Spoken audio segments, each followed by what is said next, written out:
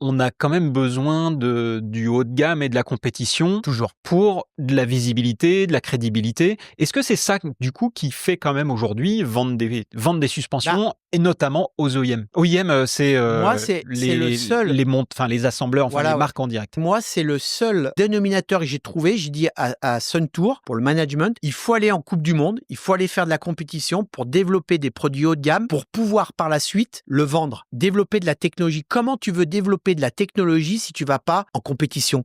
C'est vachement dur. On donnait des fourches à gauche, à droite, mais il y a un moment donné, c'est bien, mais il y a un moment donné, il faut mesurer.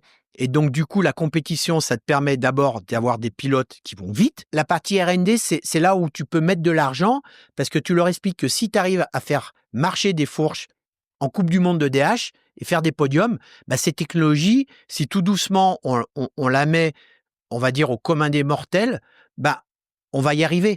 Moi, j'ai pas trouvé d'autre solution que de les emmener en compétition pour arriver à développer du produit. Ouais. Puis il y a aussi un truc quand même, c'est que les pilotes qui roulent en Coupe du Monde, à ce niveau-là, ils sont fins, ils ont du ressenti, ils peuvent te faire du feedback. Ce qui n'était pas d'ailleurs tout à fait capable de faire les Pro Riders à l'époque. Non, exactement. Oui, Binder, que tu lui mettes de la haute vitesse ou de la basse vitesse, je pense pas que ça leur ait changé l'atterrissage, évidemment. Ça, ouais.